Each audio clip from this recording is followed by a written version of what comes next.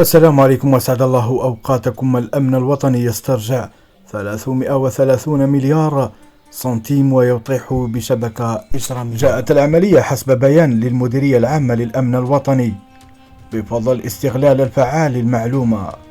وردت بهذا الشأن، ومن خلال ضبط خطة ممنهجة تحت إشراف النيابة المختصة والتي سخرت لها إمكانيات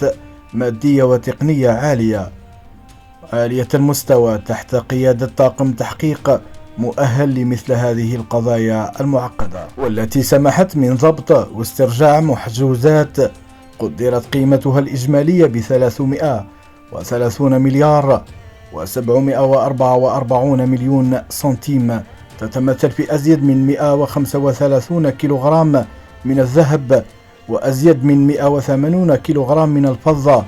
من بينها 140 كيلوغرام مادة أولية، 5 مليار سنتيم جزائري و32 ألف أورو، مع تجميد حسابات بنكية يقدر رصيدها بأزيد من 135 مليار سنتيم. أفضت التحريات المعمقة والمدعمة بإجراءات تمديد الاختصاص المشفوع بأذن التفتيش لمقر الشركة ومساكن المشتبه فيهم، إلى تحديد هوية أفراد الشبكة الذين ينحدرون من ولاية باتنا وقسنطينة وبسكرة والجزائر العاصمة، وكشف الأسلوب الإجرامي المنتهج، حيث كان يلجأ المدير الرئيسي 59 سنة المقيم بني عكنون الجزائر العاصمة إلى استيراد الذهب من الخارج مستعملا السجل التجاري الخاص بنشاط الشركة التي يديرها، مستغلا في ذلك التسهيلات التي يمنحها القانون للصرف في اقتناء العملة الصعبة بسعر البنك. بعد ذلك يلجأ المدير الرئيسي إلى بيع مادة الذهب المستورد في السوق السوداء ليقوم بصب العائدات المالية في حسابه البنكي الخاص، مستعينا بسجلات تجارية مستخرجة باسم أفراد الشبكة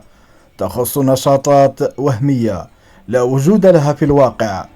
وبتواطؤ من موظفين بإحدى البنوك الوطنية. كما اكتشف المحققون الحجم الضخم للتعاملات والحركات المالية المسجلة في الحساب البنكي للمدير الرئيسي، والتي فاقت 1100 مليار سنتيم. تم تقديم المشتبه فيهم أمام وكيل الجمهورية